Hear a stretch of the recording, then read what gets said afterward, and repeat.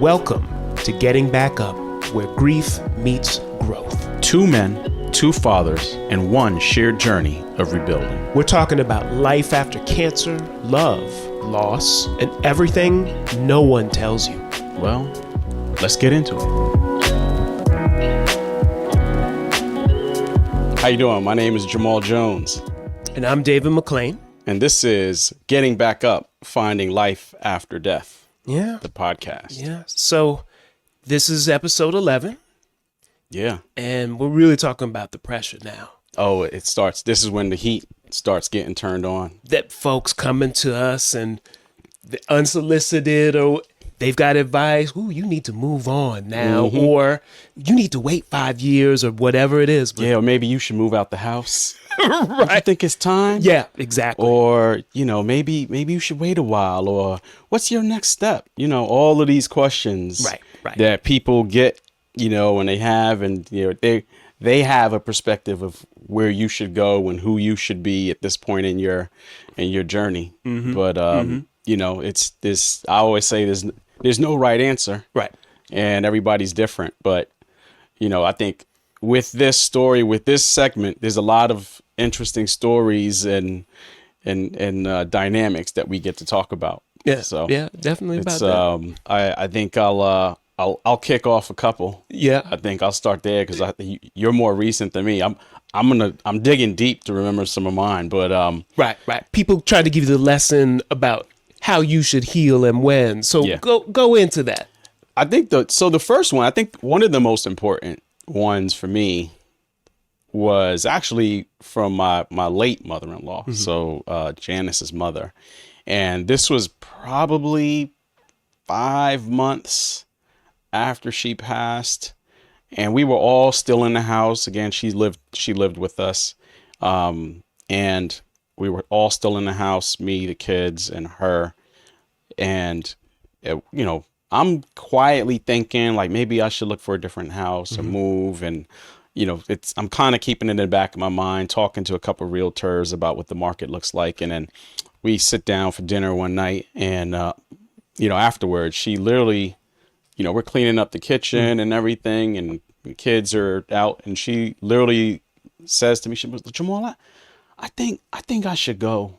And I think I should go move out. And I'm like, really, Joan? Like, you think so, Mom? She's like, yeah. Were the kids at this? Any of the kids at the they weren't around. Yeah, they were in their room. This is just me and her 101. And she's like, I think you need to, start thinking about moving forward. And, and Janice would want you to. And I think it'll be healthy for you and the kids to be on your own. And I was actually surprised at that because that was one where I was actually on the fence, right? She was such a huge part of our support system. But on the other end, she spoiled the hell out of the kids, right? And which is a help to you, which is a help to me, right? Which is a help. So it's like it's one where it's like, yeah, I'm dealing with that, but there was a part of me that was thankful that she actually put that out there because it was something that I was personally struggling with. Right. It's like, how do I hold on to these key members of family? And it's not like she was going far. She literally decided to move in with my brother-in-law, who literally lived 5 minutes away. But it's also the sense of, you say you're ready, but I don't know if I'm ready for that. Yeah, part, that was. though. I don't know. Let me hold on to that piece. Yeah, and the funny part about it, right, was when I did start looking at houses, I would take Zaya and Jackie with me, and especially Zaya. Zaya would be like, Dad, there's not enough rooms for Nana. There's not enough room. This Nana wouldn't like this kitchen, so this became her. And I'm like, I know. Okay. I know, Nana's probably going to stay at Uncle Mark once in a while, right? Like you were thinking that hadn't thrown it out yet though. Yeah. Okay, and exactly. I didn't put it out there like that, but there was a part of it where it was like, I think that was a little bit of the first conversation that I had with my mother-in-law in particular. I mean, I had some before that, I think there was a few people that got talking to from me. Okay. Because I felt like they overstepped their place. Yeah. Right. And how they were giving feedback. Anything specific folks said that you can recall that you were like, ooh. Yeah. I mean, I think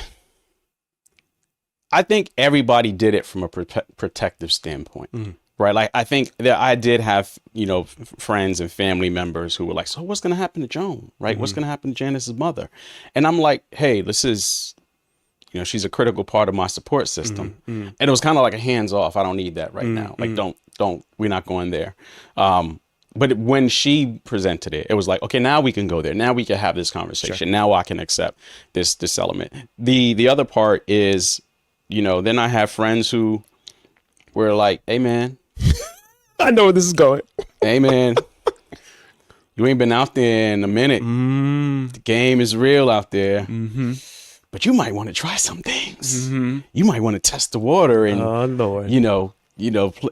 I had one friend in particular. I'm not going to name him on this one, but I mean, he thought I was,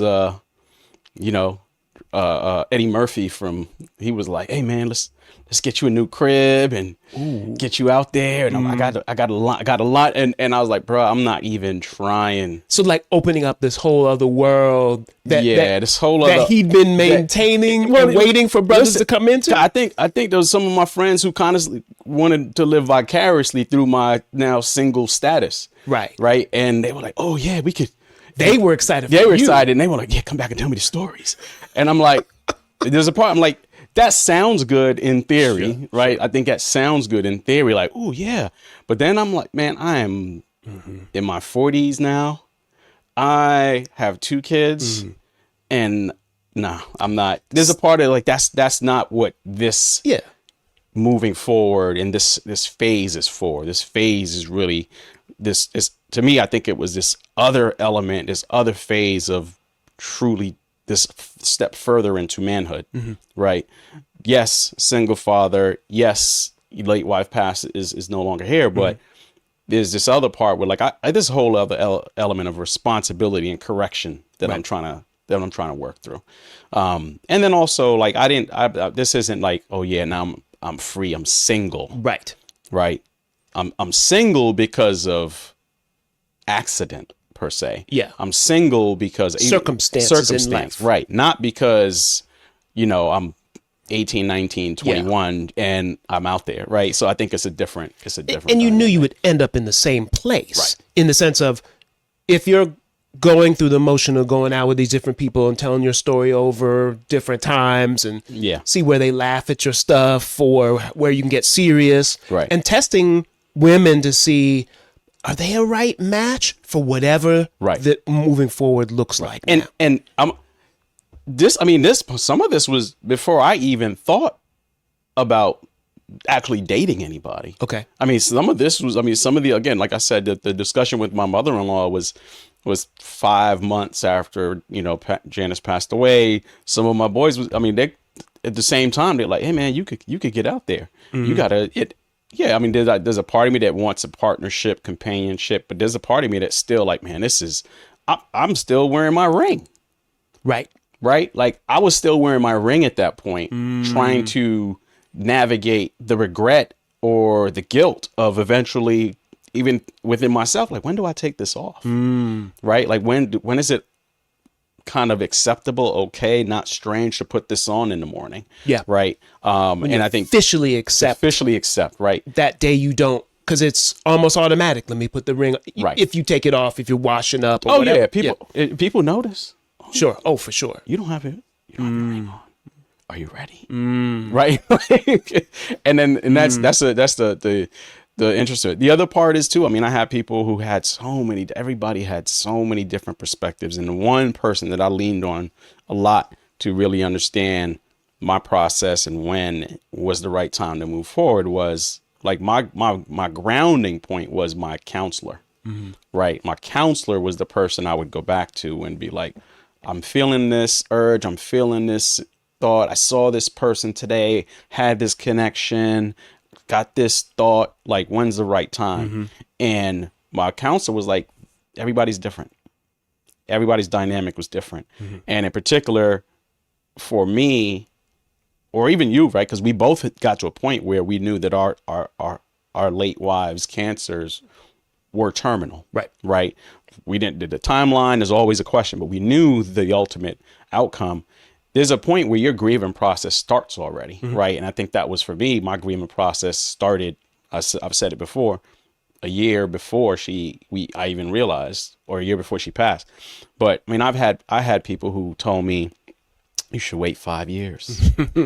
You should wait 10 years. You should wait till the kids are out of college. 10 years. And I'm sitting here and thinking to myself, I was like, I got a 7-year-old about to be 8. I got a 12-year-old so you want me to wait 5 years, 10 years?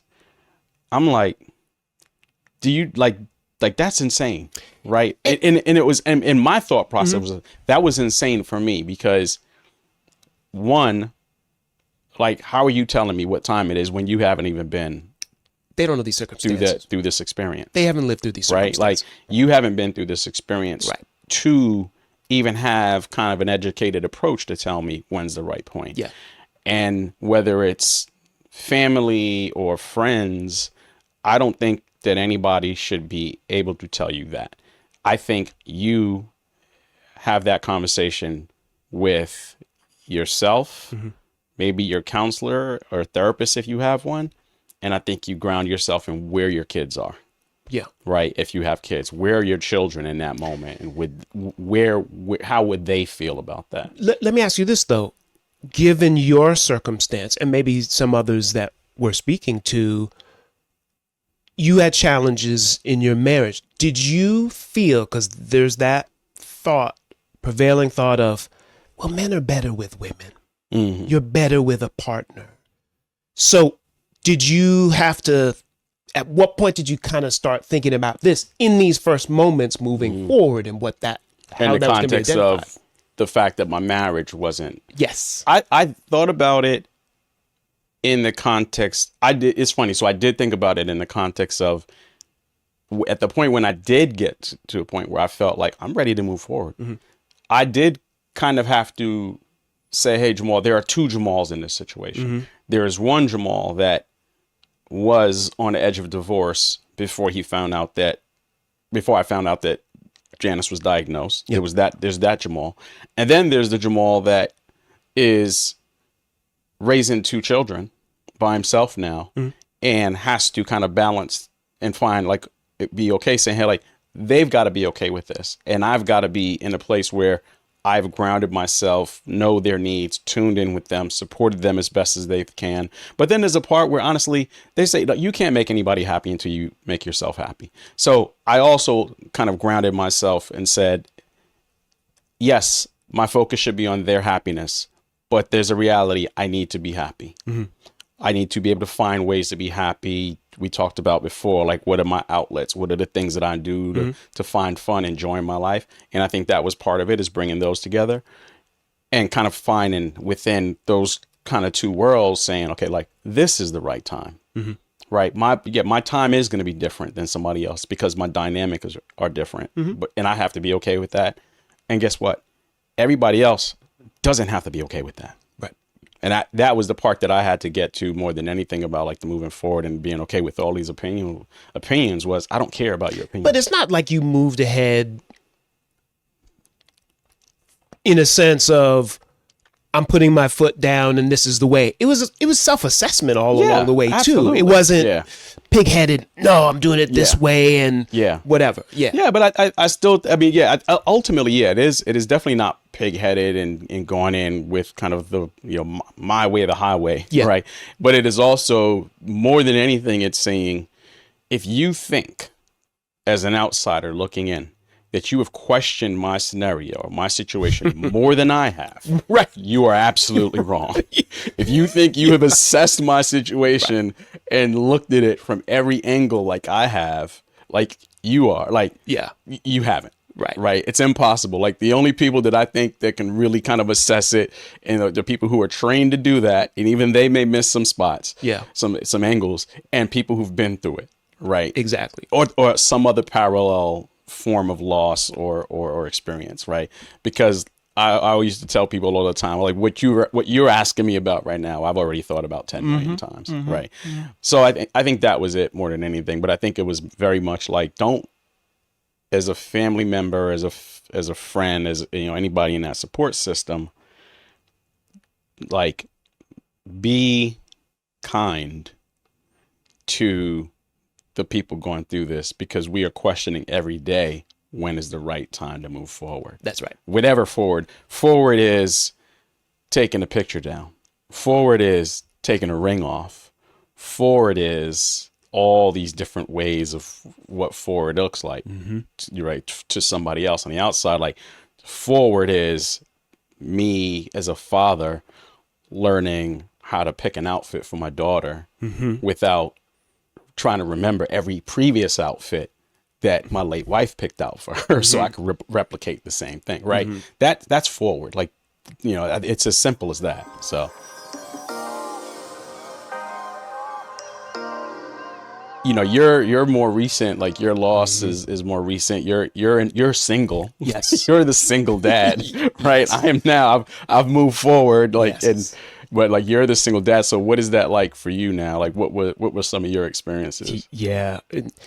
We might have to do a featurette where it's this private membership you pay for the stories or something. So, you know, I have some stories, man, because have shared. Yeah.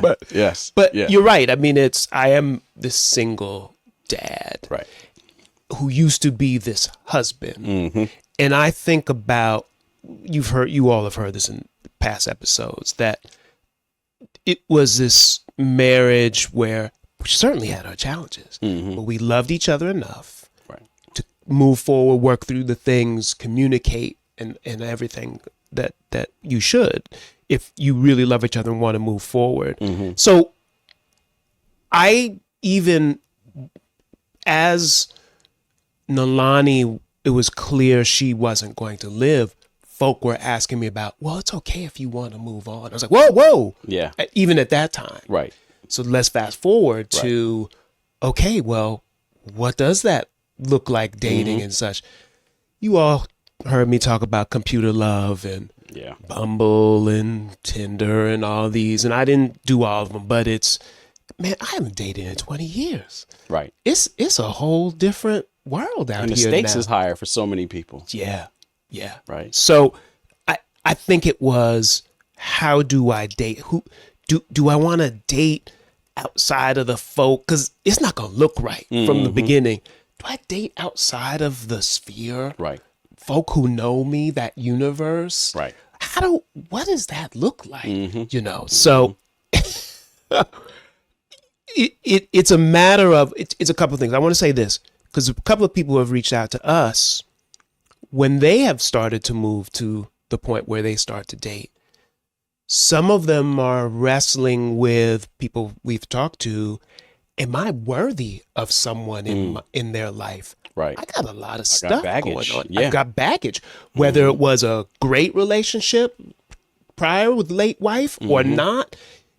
Original programming, which we keep going back to. How was I raised? Right. In my household, did my parents work out challenging situations? Do I come from divorced parents? Where you still deal with that as an adult? Are they worthy or capable of supporting two children? Right. What do you need? Or adding from those? 2 children, depending on their dynamic. Right. Yeah. And all these are questions, whether you have had children going into dating when your late wife, or not, and the consideration of that person that you're dating and such. So again, to your point is, when do I take off this ring now? Right. Now, I had started to do that. It seemed appropriate after the service. So I kind of put it in the jewelry box. Yeah. At that point, because I knew, I'm somebody different now. Yeah. So it felt weird. I remember doing it and my hand just feeling weird and light. Right. Like noticeably light. Right. Right. And they joke, like the ball and chain, not like that heavy, but just like there's something not there anymore. Yeah. Right. Yeah. So I know what you're saying. Like it's a very conscious decision to take it off, and it's a very conscious decision and it stays there to not put it on. Right. It stays there because you're somebody different now. Yeah. So I remember I did get my annual checkups and stuff. And so I went to my doctor. I know what it sounds like I'm about to say about the intimacy part and stuff, to be ready for that and kind of prepare for that or whatever. Yeah. I'm just going for my annual checkup. So he's doing the whole panel and everything, and you give your blood and EKG, and they got the wires on. They got all this stuff going on. All stuff I know now. Once you turn 50, you get like the regular EKGs now. Oh yeah, man. Yeah. They check for everything, and that one part. I don't know if y'all have ever seen that one comedy routine where it's on the Dave Chappelle's comedy special, Earthquake. Yes. Where he's talking about being the age we are, and it's a little perverse, but it is kind of funny too. Y'all check it out. Anyway, so he did all my stuff and ran blood and all that, and the point where turn around and cough and all that and everything. Comes back a little later. I come back to the office. Yeah, Dave, going through your chart, and okay, A1C looks good. D, yeah, that's good. You seem to be in very good health. I know what this is. And yeah, heart rate looks really, really good. Seems like you're eating well. You look really fit. Listen, your testosterone is double the level for a man your age. I'm like, yeah, brother. Right. It's I'm like, yeah. Right. It's been a minute. Exactly. So, so I'm just thinking about that. It was just one of those funny moments. This is when your boys are like, bro, you got to get out there. Exactly. And they're ready. But hey, remember, call me after. That's right. We're going to call me after your appointment, D. I got it all set up for you, Right. So yeah, so it was just, going there, but really, Jamal, and for you all out there, starting to go out and date and these kind of inbounds, you have to talk to people and tell your stories and see how they land, whatever. Yeah. I mean, I think once I started moving on in stages, I'm thinking, man, is this betrayal? Right. To my late wife that I mean, I really had to go through that. Am I allowed to do that? I know I need to be happy. Yeah. I know what I can offer the next woman that I'm with, given all that, I talked about the good training from all the experience of Nalani, my mother, and what have you, and a father, and knowing who I am, and career, things going well there, and again, I'm in good health, I own my own house, all those things that you think about, and healthy relationship with my daughters and what have you. So I almost felt, as I'm starting to get up and go out and meet women, like an imposter. Like you're somebody. So did you feel like that pressure coming from kind of what level of guilt, like what element of guilt? I felt as I'm taking a shower and putting on nice cologne and good looking clothes to go get up for whoever I'm going to meet. I felt, am I abandoning my children? Right.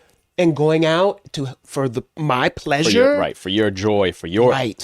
For my joy. Where the reality is, I mean, you're just ultimately looking for what humans look for, which is a connection. Correct. Right. Like I think this is one thing I don't think people realize, because I've had this conversation with people of all ages who have lost, a partner, and they're the main a lot of times you're not necessarily looking for, not always, like you may or may not be looking for a long relationship. Right. You may just be looking for a connection. Companionship. Right. Because you love your friends, you love your family, you love your children. But those are only 3 elements of connection. And your coworkers, right? But like the 5th connection is I'll say intimate, not necessarily in a romantic intimate, but the 5th connection is an intimate connection or companionship with somebody else who triggers another part of excitement for you. And I think when you deny yourself that for so long, or when theoretically, I mean, you didn't have a component of that. We didn't have a component of that in the late stages of the battles for ourselves, right? With our partners. So there's a part where you're looking for that. So, I mean, and also it's twofold in that sense, that someone just to have the conversation about whatever, it was real funny. I was at work or whatever, or did you see what that person said when you're sitting watching TV together? That conversation at night that you used to have with your wife, you miss that. But and honestly, the sense of intimacy too. Yeah. Yeah, absolutely. That's important, man. It is. Yeah. To feel, to give love and to receive love through an intimate touch and, the adult time as well. I'm trying to keep it PG on this one. PG, I'm trying 13 to keep it at the minimum. Yeah, I'm just, whatever rating, let's be sure. Yeah. So anyway, so I think I have had to work through that in these next moments of that. Yes, the pressure from folk. Oh, well, you can or cannot. Well, I got to make that look convincingly, for me and also the others. So I ain't out there wild or anything like that. And then I'm still going to get to the same point of who works for me in my world as well. And we have, again, there are brothers who feel I have too much that I can't accept from someone. Who am I? I am less than I am. Yeah, I know. I mean, and that's not. I know I did true. Too, right? I mean, I think to touch on that, like that imposter piece, there was a part of me that did also say, as I kind of moved forward and started progressing into kind of the different phases of getting out there, of moving forward. One, it was also me looking and saying, like, man, is somebody gonna? I got 2 children, bad credit, right? I mean, like battling cancer, losing income, all of that is devastating to your finances, right? Yeah. Unless you got, wealth and a setup, like it's devastating. I'm just being honest. So you're coming into a situation where you've got all this stuff, things that, your children are not baggage. They're a factor, right? That's right. But you have all of these other things that you may have within yourself, be looking and questioning. Is somebody else going to look at you and kind of see those things and still value you as a person? And still, so I mean, I completely get that. Yeah. And I know even for me at the point when I started, entertaining or being okay, being open to it, to your point, like putting on the cologne and dressing nice and, get your little playlist going. But get up. Yeah. But then also, like, I remember points where, you're out and somebody looks at you and you're like, oh, I can look back. Yeah. Right. I can look back and give the nod. How you doing? And say it with a welcome and not get away from me. I'm married. Right. Yeah. Like, just turn up those senses again. Yeah. You could turn those on again. That have been dulled probably during this period of time. Right. Because you're working through grief. Right.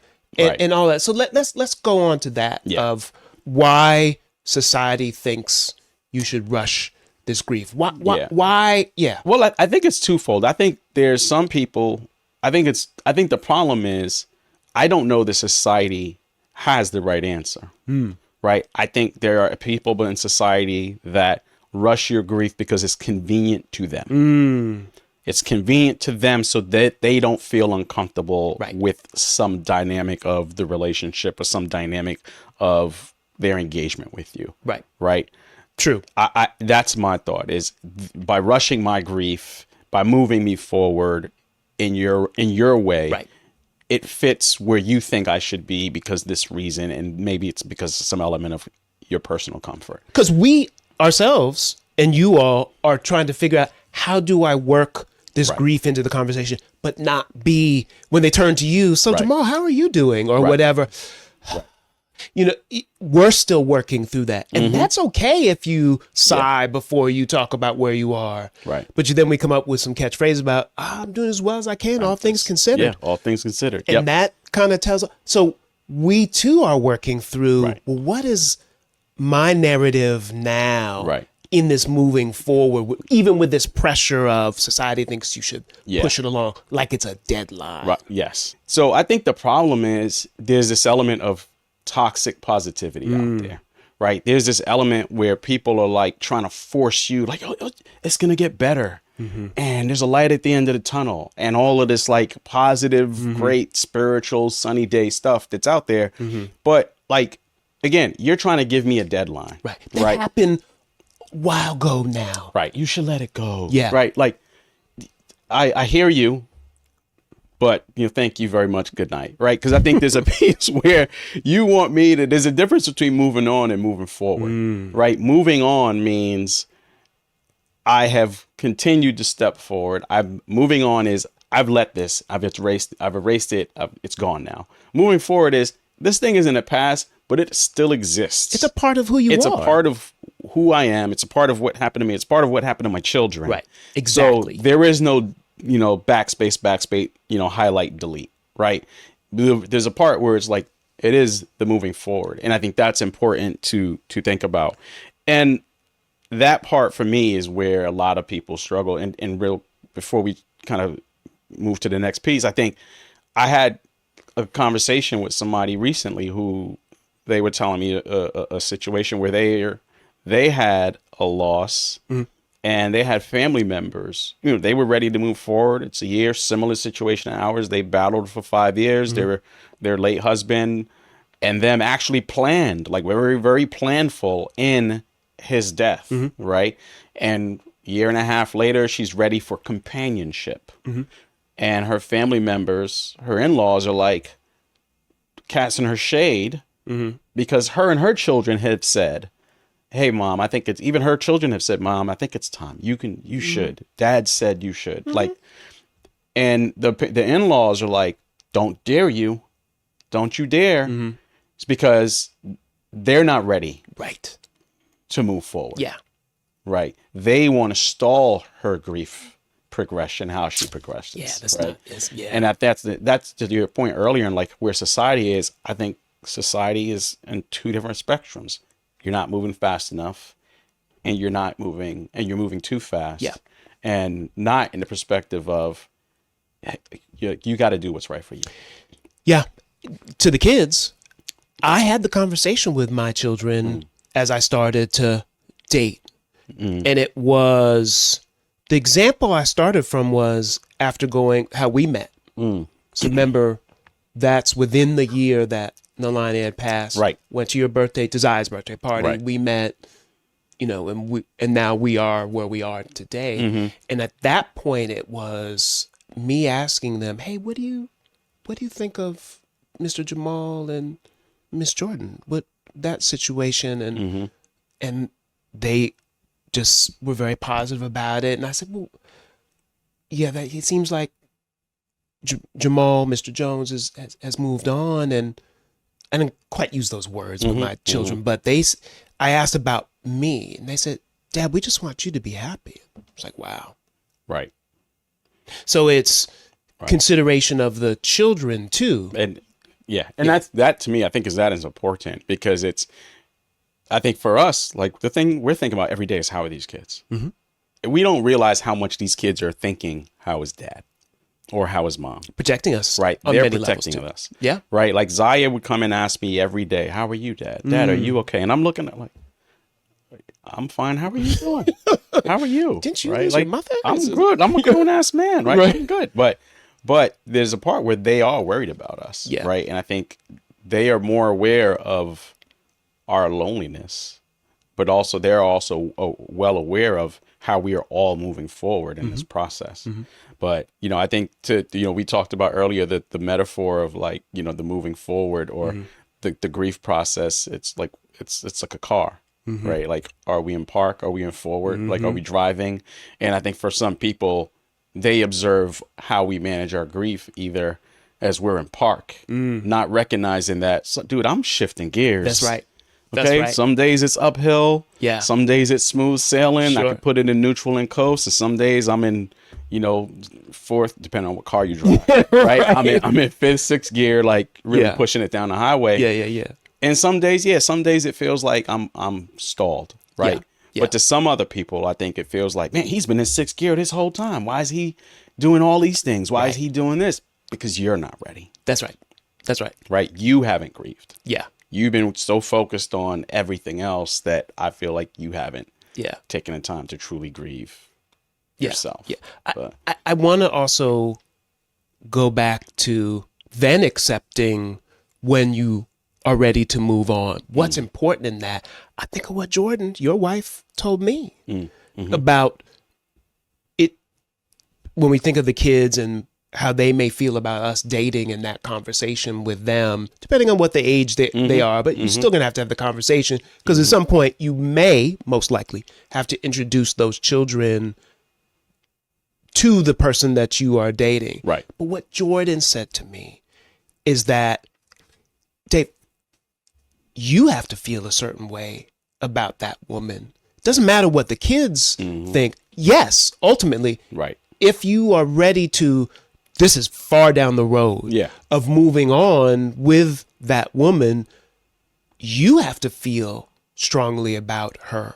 So then you can make the case for your children if you need to. Right. And also then understand where she fits into your life moving forward, knowing that the kids they're at the top. They're on the top of the podium all the time. Yep.